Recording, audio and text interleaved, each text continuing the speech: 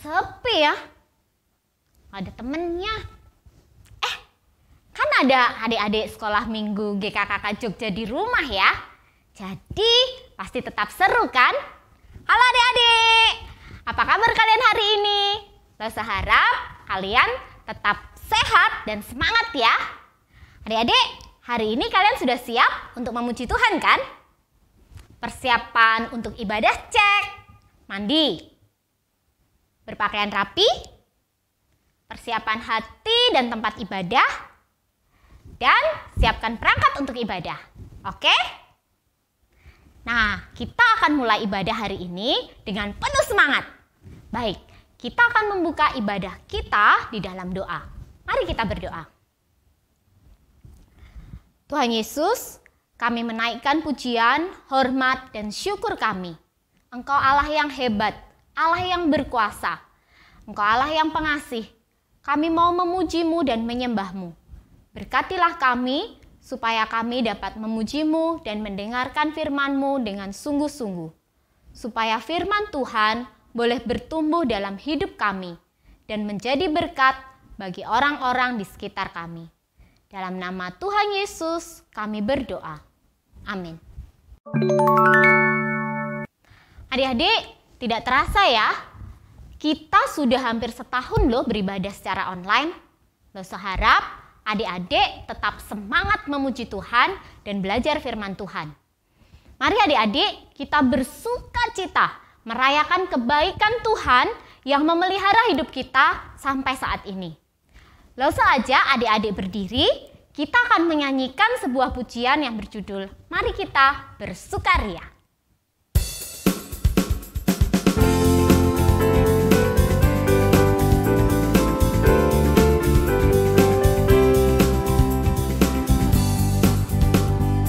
Mari kita bersukaria, karena ini hari bahagia.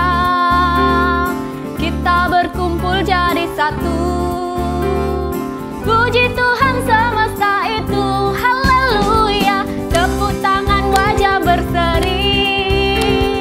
Hilangkanlah hati yang sedih. Bukankah Yesus berkata damai yang diberikan kita? Mari kita bersukaria. Mari kita bersukaria, karena ini hari bahagia. Kita berkumpul jadi satu. Puji Tuhan semesta itu, haleluya. Tepuk tangan wajah berseri. Hilangkanlah hati yang sedih. Bukankah Yesus berkata damai yang diberikan kita? Mari kita bersukaria. Bukankah Yesus berkata damai yang diberikan kita? Mari kita bersukaria.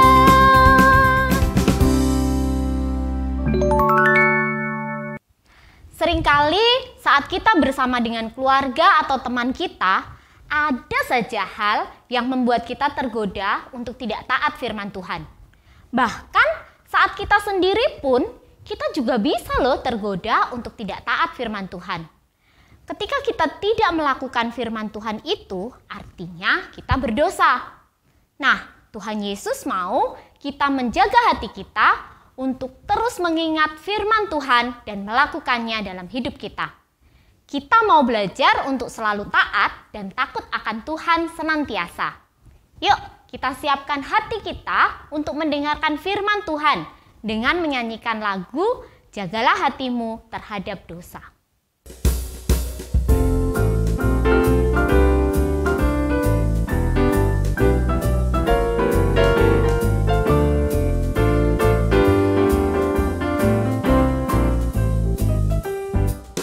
Jagalah hatimu terhadap dosa. Takutlah akan Tuhan senantiasa.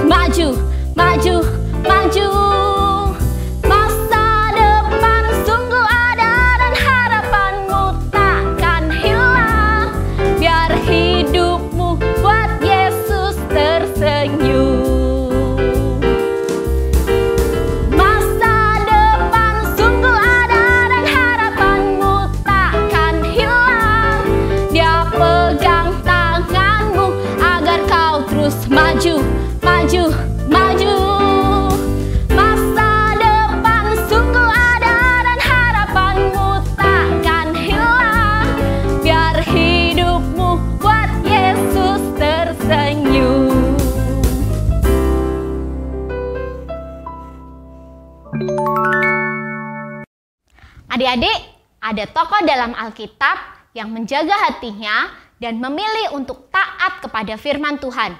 Meskipun dia tahu ketika dia taat, dia harus menderita.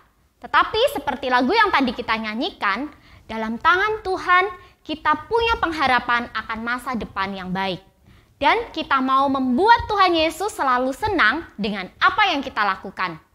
Yuk, kita belajar dari tokoh Alkitab bagaimana caranya menyenangkan hati Tuhan. Adik-adik, silakan duduk dan sungguh-sungguh mendengarkan firman Tuhan. Shalom adik-adik. Saat ini kita akan bersama-sama belajar firman Tuhan.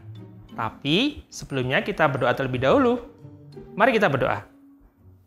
Bapa kami di dalam surga, terima kasih untuk kesempatan sekali lagi kami boleh datang untuk memuji dan menyembah-Mu. Sekarang kami akan bersama-sama mendengarkan dan merenungkan firman Tuhan. Berkati kami Tuhan dan berbicaralah kepada kami melalui firman-Mu, karena kami siap untuk mendengarkan.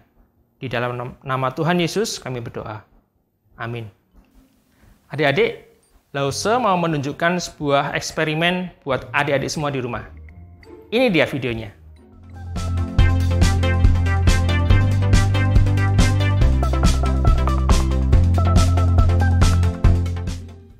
Nah, gimana adik-adik? Bagus ya? Di dalam air tadi, meskipun kelihatannya seperti lava yang kacau, tidak beraturan, tetapi tetap indah untuk dilihat. Ada banyak kejadian yang sepertinya tidak baik, tetapi Tuhan bisa memakai itu menjadi sesuatu yang indah. Iya, keren banget, keren banget. Kamu siapa ya? Kok tiba-tiba nongol di sini? Namaku Ucup, Lause. Aku seneng banget lihat video yang Lause tunjukin tadi. Kok bisa gitu ya, Lause? Hebat banget tuh yang bisa bikin eksperimennya itu tadi. Iya, keren kan? Mau tahu yang lebih keren lagi? Emang ada yang lebih keren lagi, Lause?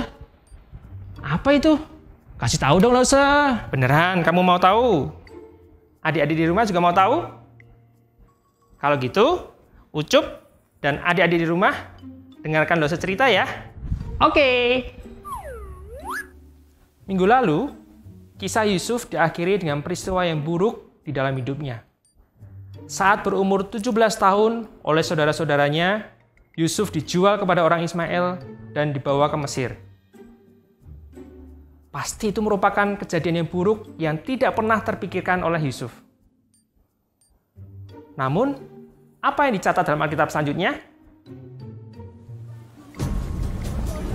Adapun Yusuf telah dibawa ke Mesir. Dan Potifar, seorang Mesir, pegawai istana Fir'aun, kepala pengawal raja, membeli dia dari tangan orang Ismail yang telah membawa dia ke situ. Tetapi Tuhan menyertai Yusuf, sehingga ia menjadi seorang yang selalu berhasil dalam pekerjaannya. Maka tinggallah ia di rumah tuannya, orang Mesir itu. Betul, keadaan buruk saat itu adalah Yusuf menjadi budak yang dibeli oleh kepala pengawal raja yang bernama Potifar. Tetapi hal yang indah yang dicatat dalam ayat 2 adalah Tuhan menyertai Yusuf sehingga ia menjadi seorang yang selalu berhasil dalam pekerjaannya. Luar biasa ya. Ternyata Tuhan tidak meninggalkan Yusuf. Meskipun dia dibenci saudaranya, terbuang dari keluarga, dan harus menjadi budak, tetapi Tuhan terus menyertai Yusuf. Buktinya apa? Dalam Kejadian 39 ayat yang keempat dikatakan, maka Yusuf mendapat kasih tuannya, dan ia boleh melayani dia. Kepada Yusuf diberikannya kuasa atas rumahnya, dan segala miliknya diserahkannya pada kekuasaan Yusuf. Yusuf dikasih oleh tuannya. Yusuf juga dipercaya oleh tuannya. Semua yang ada di dalam rumah tuannya itu di bawah kuasa Yusuf. Jadi, yang mengatur pelayan-pelayan yang lain, yang mengatur urusan makan minum, atau semua perlengkapan yang dibutuhkan di rumah Potifar, Semuanya diurus oleh Yusuf. Padahal usia Yusuf masih terbilang muda. Dia juga adalah orang Israel yang berbeda budaya dan kepercayaan dengan orang Mesir. Tetapi Yusuf boleh dikasihi dan dipercaya. Itu adalah sebuah berkat, karena Tuhan menyertai Yusuf. Selain itu, Yusuf juga mampu menunjukkan tanggung jawabnya dengan baik. Alkitab menulis bahwa Yusuf punya sikap yang baik. Sikap yang seperti apa kira-kira? Ya, sikap yang rajin, bertanggung jawab, bisa menghargai waktu, tidak gampang mengeluh, dan tidak menyesali keadaannya. Di dalam hatinya, Yusuf yakin bahwa Tuhan selalu beserta dengan dia. Jadi, meskipun di tengah keadaan yang tidak baik, tetapi Yusuf tetap bisa melihat hal yang baik. Apakah menjadi orang yang disertai Tuhan berarti hidup Yusuf langsung enak-enak saja di Mesir tanpa kesulitan sama sekali? Tentu tidak. Meskipun Yusuf dikasihi dan dipercaya tuannya, ternyata ada saja yang ingin menggoda Yusuf untuk berbuat hal yang tidak baik. Siapa dia? Iya, dia adalah istri dari Potifar sendiri. Dia mau Yusuf mengikuti keinginannya untuk melakukan dosa kepada Tuhan. Tetapi Yusuf sebagai anak Tuhan menjawab istri Potifar, "Bagaimana mungkin aku melakukan kejahatan yang besar ini dan berbuat dosa terhadap Allah?" Yang Yusuf pikirkan pertama-tama adalah hati Allah, bukan istri tuannya ataupun dirinya sendiri. Karena itu, Yusuf berusaha keras untuk menolak, bahkan lari dari istri Potifar. Sebagai akibatnya, istri Potifar yang tidak terima dengan sikap Yusuf mengatakan kebohongan tentang Yusuf kepada seluruh orang di rumahnya. Dan juga kepada suaminya. Supaya apa? Supaya si Yusuf ini dihukum. Dan benar, setelah mendengar cerita istrinya itu, Potifar menjadi sangat marah, lalu memasukkan Yusuf ke dalam penjara. Yusuf tidak melawan. Yusuf tetap menerima hukuman dengan sikap yang baik, meskipun dia sungguh-sungguh tidak bersalah. Meskipun Yusuf kembali di tengah kondisi yang buruk, mulai dari dimasukkan ke dalam sumur, menjadi budak, dan sekarang di penjara, tetapi Yusuf masih mengalami kasih Allah. Seperti tertulis di dalam Kejadian 39 ayat yang ke-21. Tetapi Tuhan menyertai Yusuf dan melimpahkan kasih setianya kepadanya, dan membuat Yusuf menjadi kesayangan kepala penjara itu. Penyertaan Tuhan yang sama terus dirasakan oleh Yusuf. Dan Tuhan menunjukkan kasih-Nya lewat kepala penjara itu. Yusuf menjadi kesayangan dan juga dipercaya untuk mengurus tahanan yang lain. Dan semua yang dikerjakan Yusuf dibuat Tuhan berhasil. Tepuk tangan untuk Tuhan kita yang luar biasa. Ya, Tuhan kita hebat dan luar biasa.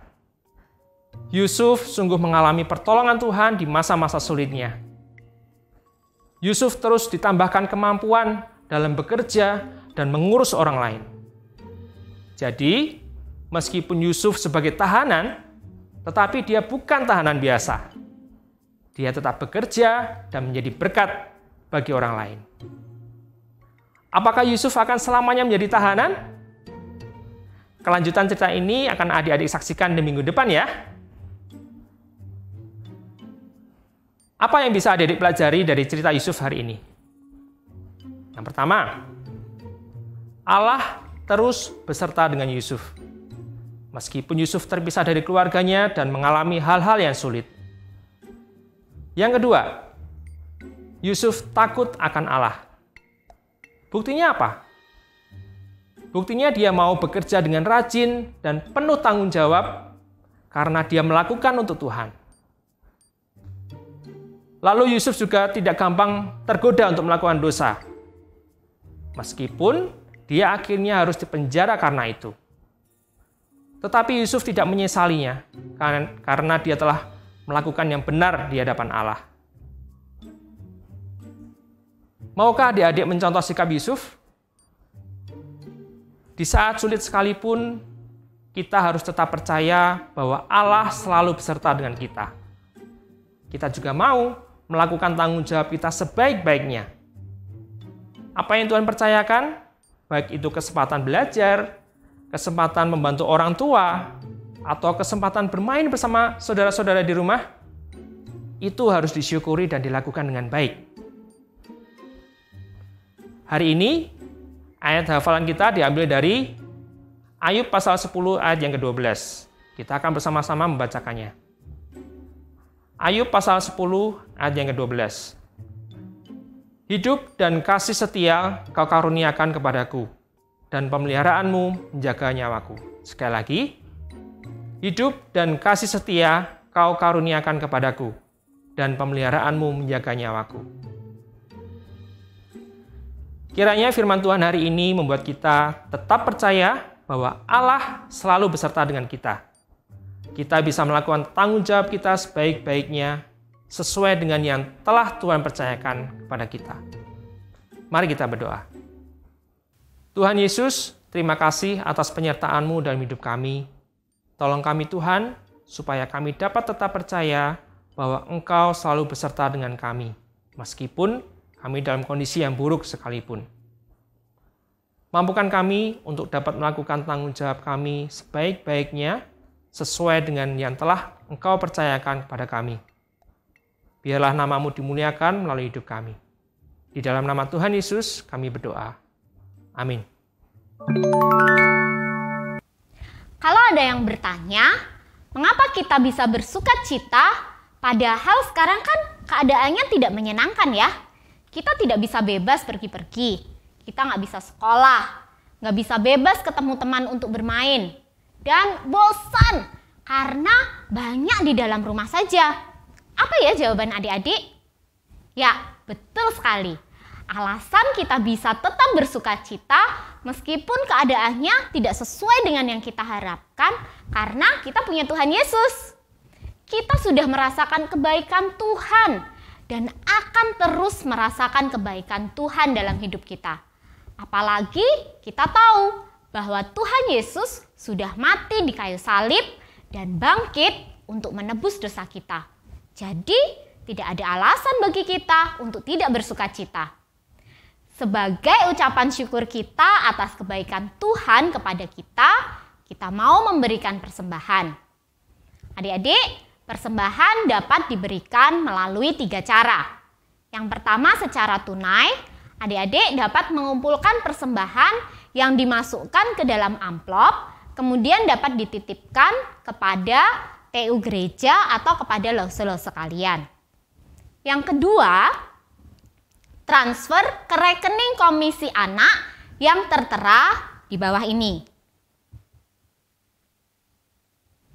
Yang ketiga, secara online melalui aplikasi pembayaran yang tersedia. GoPay, OVO, Dana, Link Aja, dan mobile banking dengan cara scan QR code yang tertera di layar. Adik-adik, jangan lupa untuk menambahkan kode persembahan pada 2 digit terakhir nominal persembahan yang akan diberikan. Kode persembahan untuk komisi anak adalah 28. Contohnya, apabila memberikan persembahan 100.000, maka ditambah 28 pada digit terakhirnya. Sehingga kita memberikan persembahan 100.028 rupiah. Yuk, kita mau memuji nama Tuhan dan menaikkan satu pujian yang berjudul Kecaplah dan Lihatlah.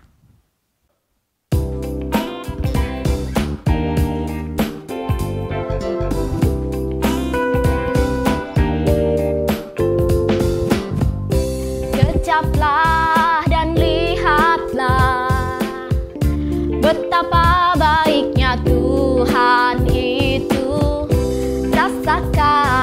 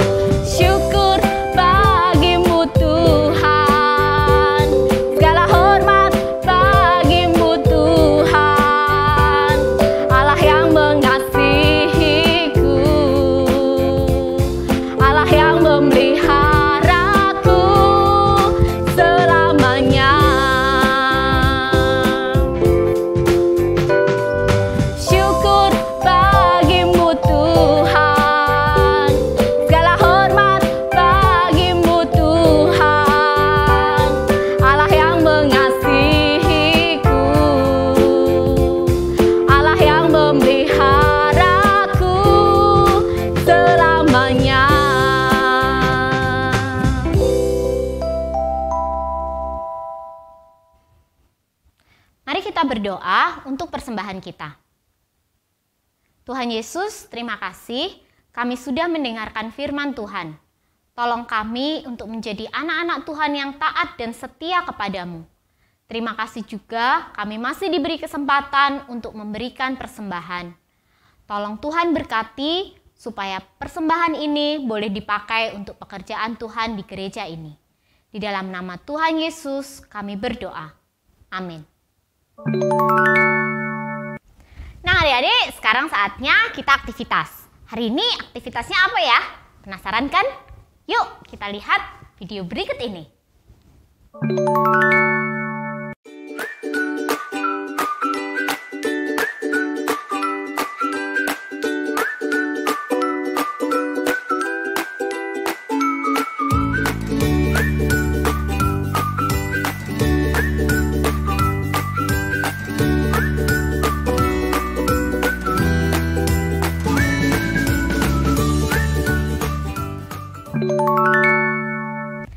Sekarang kita akan menutup ibadah kita hari ini dengan bersama-sama menyanyikan pujian Bapa Terima Kasih.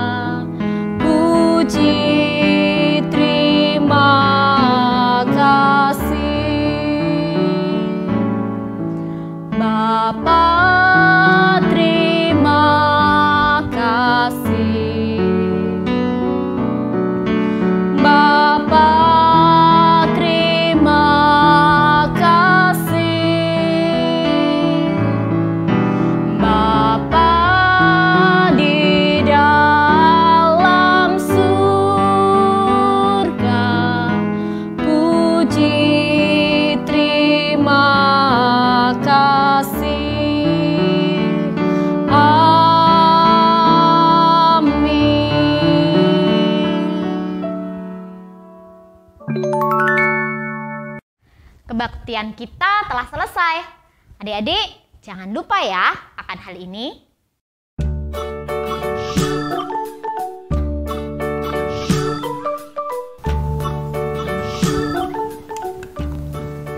Tinggal di rumah aja. Rajin cuci tangan. Makan makanan bergizi.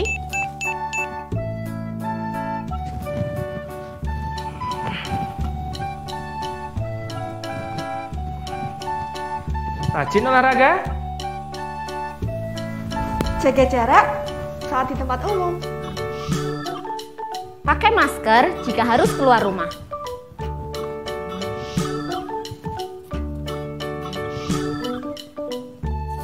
Tetap sehat, tetap semangat.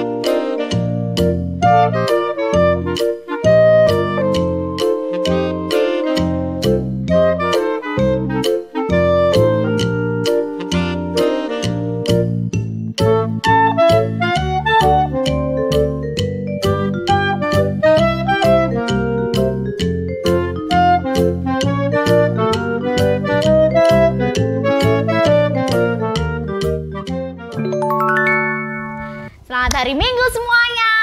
Tuhan Yesus memberkati. Dah.